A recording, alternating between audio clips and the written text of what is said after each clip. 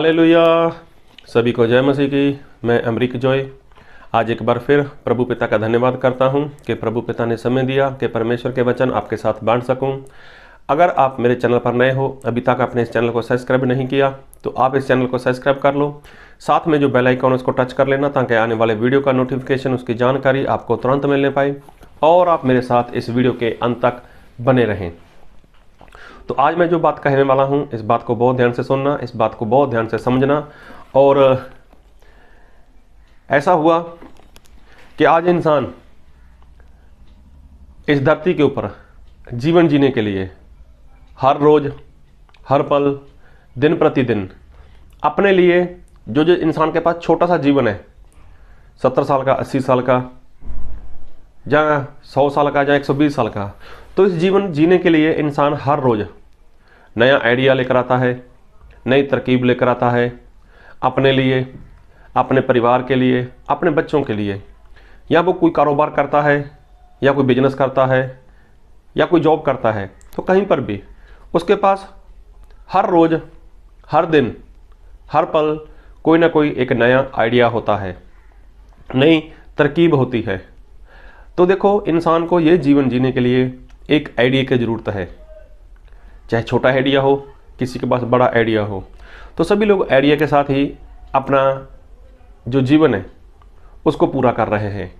लेकिन सही में ये जीवन तो ख़त्म हो जाएगा। इंसान का जो आइडिया है एक दिन वो भी ख़त्म हो जाएगा और जो इंसान है वो भी ख़त्म हो जाएगा। लेकिन एक जीवन है अनंत काल का जीवन, मतलब स्वर्ग। तो स्वर्ग में जाने के लिए, अनंत काल का जीवन जीने के लिए या अनंत काल का जीवन प्राप्त करने के लिए क्या किसी के पास कोई आइडिया है? क्या किसी के पास कोई ऐसा प्लान है, कोई ऐसी योजना है कि जिसके साथ वो अनंत काल के जीवन में चला जाए या वो अनंत काल का जीवन जो स्वर्ग है उसको वो प्राप्त कर ले? लेकिन प्रभु यीशु मसीह ने एक बात बोली।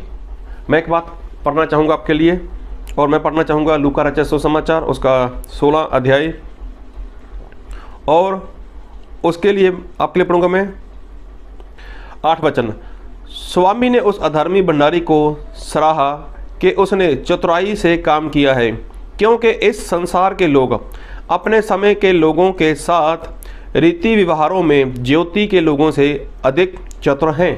तो देखो, यहाँ पर प्रभु यीशु मसीह ने एक बात की कि जो इस संसार है, जो इस संसार के लोग हैं, वो अपने रीति व्यवहारों के लिए, मतलब अपने कामकाज के लिए, अपने कारोबार के लिए, अपने बिजनेस के लिए, अपनी जॉब के लिए, वो क्या है? ज्योति के लोगों से ज़्यादा चतुर हैं। ज्योति के लोग कौन? जी हाँ, आपने सही समझ लिया। प्रभु यीशु मसीह ने बोला है कि जगत की ज्योति मैं हूँ, और प्रभु यीशु मसीह ने ये बोला है कि तुम भी ज्योति हो। मतलब प्रभु यीशु मसीह ज्योति हैं तो हम उसके क्या हैं? उसके लोग हैं, हम उसके बच्चे हैं। तो प्रभु यीशु मसीह यहाँ पर ऐसा लगता है कि किसी ऐसे इंसान की वो तारीफ़ कर रहे हैं कि जो संसार के लोग हैं, जो अंधियारे के लोग हैं, अंधियारा मतलब जो शैतान है, जो शत्रु है, उसके लोग हैं, वो क्या करते हैं? वो ज्योति के लोगों से ज़्यादा चतुर हैं।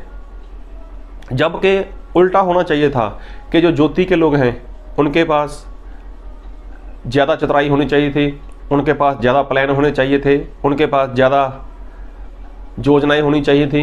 लेकिन आज ज्योति के लोग, मतलब परमेश्वर के लोग, मतलब मसीह के लोग, उनके पास कोई ऐसी योजना नहीं है। एक बार ऐसा हुआ, एक भाई साहब हैं, वो मोटिवेशन वीडियो काफ़ी यूट्यूब के ऊपर डालते हैं। तो उन्होंने एक बार बताया कि मेरा जो घर है, तो घर के आगे पीछे क्या था? मेरे घर के आगे पीछे बहुत से बंदर थे। अभी बंदर थे तो एक रात मैंने अपने घर पे जब रुका हुआ था तो मैंने एक बात बोली अपनी पत्नी को कि कल सुबह मुझे जल्दी मत उठाना, मैं थोड़ा रेस्ट करना चाहता हूँ। तो उसकी पत्नी ने बोला ठीक है, कोई बात नहीं। लेकिन वो भाई साहब ने बताया कि सुबह 3 बजे मेरे घर के आगे पीछे आवाज़ें आनी शुरू हो गई। तो मेरी आँख खुल गई, तो मैंने देखा कि मेरे घर के आगे पीछे खिड़की की पीछे या खिड़की के ऊपर, जो भी बंदर ज़ोरों ज़ोरों से वो हमला कर रहे हैं, मतलब ज़ोरों ज़ोरों से वो कुछ खटखटा रहे हैं, और जिससे मेरी नींद खुल गई। फिर मैं सोया नहीं, मैं बैठ गया। मैं सोच रहा हूँ इनका क्या हल करूँ, क्या करूँ इनके लिए मैं। तो बोला, मैंने सोचा, मैंने यूट्यूब देखा, मैंने सर्च किया, गूगल पे सर्च किया, सब कुछ किया, लेकिन मेरे दिमाग में एक प्लान आ गया, मेरे पास एक आइडिया आ गया। मैंने एक योजना बनाई कि अगर बंदर को भगाना है तो बंदर को भगाने के लिए मुझे कुछ नया प्लान बनाना होगा, नई योजना बनानी होगी। अभी उसके दिमाग में एक आइडिया आ गया। तो आइडिया आ गया, उसने ये बताया कि मैं समझ गया था कि बंदर भाग जाएंगे। अभी उनको पूरी तरह से 100% उसको यकीन हो गया था कि जो बंदर है वो भागेंगे, लेकिन अभी उनको प्रैक्टिकल करना था, प्रैक्टिकल करना था। अभी क्या हुआ, सुबह जल्दी जब उठे तो बाज़ार गए, वहाँ से जाकर उन्होंने ग्रीस खरीद लिया, ग्रीस खरीद लिया। अभी जो बंदर है उन्होंने बताया कि जो उनकी पकड़ है वो बहुत मजबूत रहती है, आगे वाला हिस्सा उसके साथ और जो पीछे वाले पैर होते हैं उनके साथ, और एक बैठने वाली जो सीट होती है, ये 5 चीज़ें हैं मतलब जिनके ऊपर वो ज़्यादा मजबूती दिखाते हैं। आगे वाले जिसको हाथ बोलते हैं, 2 हाथ, उनके साथ वो काफ़ी मजबूती से पकड़ करते हैं, और जो पीछे के पैर हैं, और एक जो सीट जिसके ऊपर वो बैठते हैं। तो उसने क्या किया, जो वहाँ पर पिलर थे जिसके सहारे से बंदर वहाँ पर बैठते थे, तो ग्रीस लिया उन्होंने, पूरी तरह से उस ग्रीस को सभी जगह लगा दिया, सभी जगह पर ग्रीस लगा दिया। अभी उसके बाद जब बंदर वहाँ पर आए, अभी बंदर उसके घर के ऊपर चढ़ना चाहेंगे या पिलर के ऊपर चढ़ना चाहेंगे या कुछ भी, अभी ग्रीस लगा हुआ है, और थोड़ा नहीं काफ़ी ग्रीस लगा हुआ है। तो हुआ ऐसा कि वो ग्रीस को लगने के कारण जब वो ऊपर चढ़ने का प्रयत्न करते थे तो ग्रीस की वजह से वो नीचे फिसल कर आ जाते थे, ऊपर जा ही नहीं सकते थे। अभी देखो, वो पकड़े और धड़ाम से नीचे, पकड़े धड़ाम से नीचे, तो ऐसे हुआ। अब दूसरे वाले को बोला, चल मेरा ग्रीस साफ कर। अभी उसके हाथ के ऊपर लगाए, तो जब वो उसकी पीठ के ऊपर लगाता था, ऐसे पीठ के ऊपर लगाया, तो वो पूरी तरह से अपने ग्रीस के साथ भर गया। अभी उनके बीच में मारपीट हो गई। चलो खैर, आगे क्या हुआ, कुछ हुआ, कैसे हुआ उसको छोड़ो, लेकिन कहने का मतलब, उसकी एक समस्या थी, उस भाई साहब की एक प्रॉब्लम थी। तो उस भाई साहब ने आधी रात को उठकर उस समस्या का सलूशन निकाला, उस समस्या का हल निकाला। तो देखो, इंसान ऐसा प्लान बनाता है उस समस्या से बाहर निकलने के लिए, लेकिन ये तो संसार की बात है कि उस भाई साहब ने कुछ भी किया, कैसे भी किया, उस समस्या से वो बाहर निकल गया। लेकिन जो प्रभु यीशु मसीह बोलते हैं, प्रभु यीशु मसीह ने क्या बोला कि मैं वचन एक बार फिर पढ़ूंगा आपके लिए, और मैं पढ़ूंगा लूका उसका 16 उसका 8। स्वामी ने उस अधर्मी भंडारी को सराहा कि उसने चतुराई से काम किया है, क्योंकि इस संसार के लोग अपने समय के लोगों के साथ रीति व्यवहारों में ज्योति के लोगों से अधिक चतुर हैं। अभी देखो यहाँ पर लिखा है कि इस संसार के लोग अपने रीति व्यवहारों में ज्योति के लोग, ज्योति मतलब परमेश्वर के लोग, प्रभु यीशु मसीह के लोगों से ज़्यादा चतुर हैं। अभी देखो, उस भाई साहब ने अपने इस समस्या के लिए इसका समाधान निकाल दिया, उसने सल्यूशन निकाल दिया, और ऐसा हुआ वो 100% वो सही साबित हुआ, और बंदर वो घर क्या पूरा मोहल्ला छोड़कर भाग गए होंगे वहाँ से। अभी देखो, ये एक प्लान था उनके पास, ये एक योजना थी उनके पास, ये एक नया आइडिया था उनके पास। अभी प्रभु यीशु मसीह बोलते हैं, मेरे लोग वो चतुर नहीं है, ज्योति के लोग क्या है, वो चतुर नहीं है। तो यहाँ पर जो बात हम लोगों ने पढ़ी, और वहाँ पर प्रभु यीशु मसीह ने ऐसा बताया, एक इंसान था, कोई पैसे वाला था, तो वहाँ पर एक इंसान था, और वो वहाँ पर उसके नौकरी किया करता था। तो जब वो इंसान धनवान के वहाँ पर एक नौकरी करता था, उसको बोला भंडारी, तो वो क्या करता था, उस इंसान का जो कारोबार देखता था, हिसाब किताब उसी के पास था, भंडारी के पास। अभी वो क्या करता था, वो यही काम कर रहा था, क्या, अपने मालिक के साथ वो ठगी कर रहा था, उसके हिसाब किताब में वो घपला कर रहा था, लेकिन मालिक को नहीं पता था। लेकिन मालिक को कहीं से सुनने को आया कि जो तुम्हारा भंडारी है ना, वो ऐसा ऐसा कर रहा है। अभी देखो, मालिक को पता चला, तो मालिक ने उस भंडारी को बुलाया, बोले बात सुन, चल मुझे हिसाब दे। कौन कितना क्या क्या हुआ है, कैसे कैसे हुआ है, कितना पैसा मुझे मार्केट से लेना है, कितना पैसा मुझे मार्केट में देना है, वगैरह वगैरह, जो भी मुझे हिसाब दे। अब जो वो भंडारी था उसने सोचा, अरे ये क्या हो गया, मुझे तो अपने स्वामी को, मुझे अपने मालिक को हिसाब देना होगा, लेकिन हिसाब कैसे दूं? मैंने तो घपला कर लिया, मैंने तो ठगी मारी हुई है।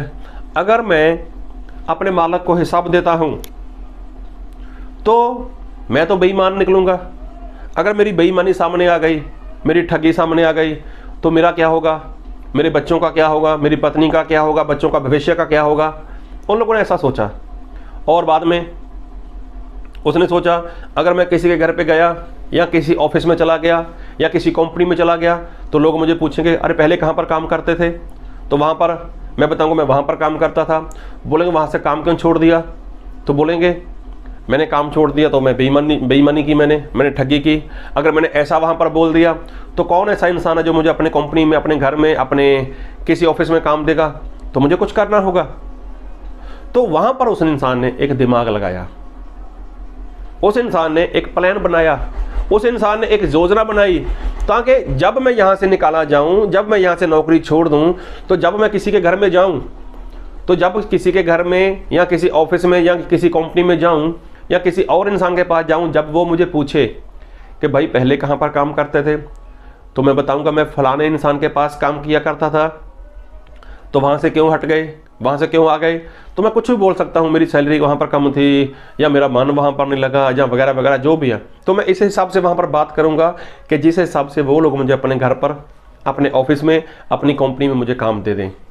और दूसरी बात, जब वो इंसान मेरे इस मालिक से बात करेंगे, इसको पूछेंगे भैया वो ईमानदार है या बेईमान है, तो मेरा मालिक मेरे लिए ऐसा बोले, ये अच्छा इंसान है, ये ईमानदार इंसान है। अभी देखो, ये उस भंडारी का एक दिमाग था, उस भंडारी का एक प्लान था कि जिसने बेईमानी की, जिसने ठगी की, जिसने अपने मालिक को लूट लिया, और उसके बाद उसने अपना सारा हिसाब बराबर कर अपने मालिक को दे दिया। और मालिक ने ये बात जब सुनी, और फिर ऐसा पढ़ेंगे फिर एक बार 8 वचन में, लूका 16:8, स्वामी ने उस अधर्मी भंडारी को सराहा। देखो, स्वामी जो उसका मालिक है, जो धनवान इंसान था, उसने उसको सराहा, उसके काम की तारीफ की, उसने चतुराई से काम किया। देखो, ऐसा काम चतुराई के साथ किया, प्लान के साथ किया, एक योजना के साथ किया, क्योंकि इस संसार के लोग अपने समय के लोगों के साथ रीति व्यवहारों में ज्योति के लोगों से अधिक चतुर हैं। किससे चतुर हैं? ज्योति के लोगों से चतुर हैं।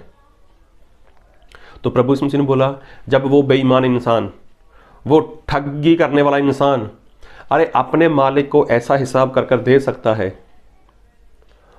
ताकि जब उसका स्वामी किसी ऐसे इंसान से बात करे जो उसके बारे में पूछे, भैया ये इंसान कैसा है, ये आपके यहाँ पर काम कर गया है, तो वो सामने से यही बोलेगा, ये अच्छा है, इसने जो भी हिसाब किया मेरे साथ, उसका हिसाब मुझे पूरा पूरा दिया। मतलब उसकी क्या हुई वहाँ पर? उसकी प्रशंसा हुई, वहाँ पर उसके काम को सराहा गया। तो प्रभु यीशु मसीह ने बोला, संसार के लोग ऐसा करते हैं, तो मेरे लोग, ज्योति के लोग, वो ऐसा काम नहीं कर पा रहे। अभी देखो, आपने भी परमेश्वर को कितनी बार लूट लिया, आपने प्रभु यीशु मसीह के साथ कितनी ठगी कर दी। अरे 2 घंटे 24 मिनट वो हर रोज के हैं, लेकिन आप, अगर कोई इंसान प्रभु यीशु मसीह को 2 घंटे 24 मिनट नहीं दे रहा, तो वो ठग है, वो बेईमान है, वो चोर है।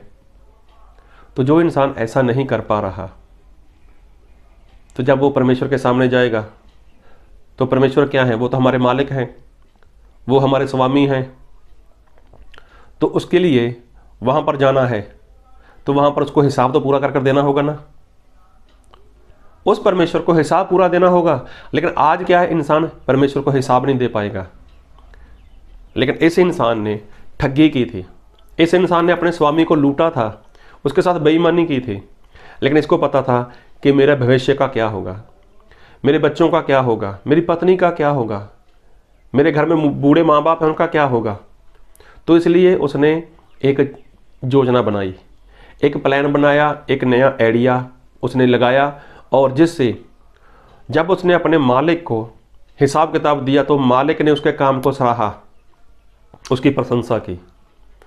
तो प्रभु यीशु मसीह यही चाहते हैं कि जैसे वो बुरे लोग, वो बेईमानी करने वाले लोग, ठगी करने वाले लोग, जब वो ऐसा आइडिया लगा सकते हैं, ऐसा प्लान बना सकते हैं, ऐसी योजना बना सकते हैं, नया आइडिया लगाकर अपने बच्चों के भविष्य के लिए, अपनी पत्नी के लिए, अपने बूढ़े माँ बाप के लिए, अपने खुद के भविष्य के लिए वो ऐसा कुछ कर सकते हैं, तो मेरे लोग ऐसा क्यों नहीं कर सकते? तो हमें भी तो ऐसा करना है, आपको भी ऐसा करना है। सबसे पहली बात, 2 घंटे 24 मिनट परमेश्वर को जो देने हैं वो तो देने हैं, लेकिन जो पीछे का बकाया पड़ा है वो भी तो पूरा कर देना है, वो भी तो पूरा कर देना है। तो इसलिए क्या करो, इसको प्लस करते जाओ। 2 घंटे 24 मिनट आपके हर रोज के हैं, ये तो निकालो। उसके अलावा कुछ और है जो पीछे का हिसाब किताब है। आपकी कितनी उम्र हो गई, उस हिसाब से देखो। आप अगर 40 साल के हो गए तो सोचो 4 साल बन गए, उसका 10वां%, तो 4 साल तो परमेश्वर को देने हैं। फिर उस हिसाब से वो टाइम है, टाइम परमेश्वर को देते जाओ और परमेश्वर का काम करते जाओ उसमें। तो ये सारा काम आपको पूरा करना है। आपने ठगी की परमेश्वर के साथ, आपने बेईमानी की परमेश्वर के साथ, लेकिन प्रभु यीशु मसीह कहते हैं कि जो संसार के लोग हैं अपने रीति व्यवहारों में वो ऐसी योजना बना लेते हैं कि अपने मालिक को हिसाब सही कर दे दें, तो क्या मेरे लोग नहीं कर दे सकते? तो प्रभु यीशु मसीह खुद चाहते हैं, इंसान ठग है, इंसान बेईमान है, वो चोर है, लेकिन परमेश्वर चाहते हैं कि जैसे वो लोग नया प्लान बनाते हैं, नई योजना बनाते हैं, नए आइडिया के साथ काम करते हैं, तो मेरे लोग क्यों ऐसा नहीं कर पा रहे हैं? तो जैसे मैंने बताया एक भाई साहब के बारे में कि वो भाई साहब ने बताया कि मेरे घर के आगे पीछे बंदर थे, तो बंदरों को भगाने के लिए अगर वो लाठी लेकर जाता, कोई लकड़ी लेकर जाता, तो क्या बंदर भाग जाते? नहीं। अगर बंदरों को वो खाना देता वहाँ से, चलो भाग जाओ, तो बंदर तो और ज़्यादा इकट्ठा हो जाते, लेकिन नहीं। उसने एक नया आइडिया लगाया, एक नया प्लान बनाया, और सभी जगह पर जहाँ वो ऊपर आ जाते थे, चढ़ जाते थे, ऊपर खिड़की के पास आ जाते थे या कहीं पर छत पे चले जाते थे, तो जहाँ पर देखा पिल्लर या कोई पेड़ देखा वहाँ पर बड़ा सारा ग्रीस लगा दिया उसने, अभी चढ़कर दिखाओ। तो देखो बंदर वहाँ पर चढ़ नहीं सके, तो कब तक वहाँ पर रुकते, भाग गए वहाँ से। तो देखो एक इंसान अपने घर के बचाव के लिए, एक अच्छी सी नींद सोने के लिए उसने कैसा आइडिया लगाया और वो सफल हो गया। तो जो परमेश्वर हैं वो भी तो आपको आइडिया लगाने के लिए अपना पवित्र आत्मा देते हैं, वो भी आत्मा जीतने के लिए आपको वरदान देते हैं। तो वो भी परमेश्वर आपको स्वर्ग में आने के लिए अपने पवित्र आत्मा का जो बयाना है, जो साई है, वो देते हैं। और साथ में प्रभु यीशु मसीह ये चाहते हैं कि तुम्हारे द्वारा और लोग भी बचाए जाएं। तो प्रभु सभी को बहुत आयत की आशीष दे, और हम सभी को परमेश्वर में बढ़ने के लिए, परमेश्वर के साथ स्वर्ग में जाने के लिए, और लोगों को बचाने के लिए हमें हर रोज़ नया आइडिया लगाना है। अपने सेवक से मिलो, सेवक के साथ बात करो कि मुझे आत्मा जीतनी है, मैं आत्मा जीत सकूं, मैं अपने परिवार के लोगों को बचा सकूं, उसके लिए मैं क्या करूं। तो एक नया आइडिया, एक नया प्लान, एक नई योजना हर बार आपके पास होनी चाहिए। जब आप अपने कारोबार के लिए ऐसा कर सकते हो, अपने बिजनेस के लिए ऐसा कर सकते हो, तो आत्मा जीतने के लिए भी आपके पास एक प्लान होना चाहिए, एक योजना होनी चाहिए। तो प्रभु आप सभी को इन वचनों से बहुत आयत की आशीष दे। आमीन।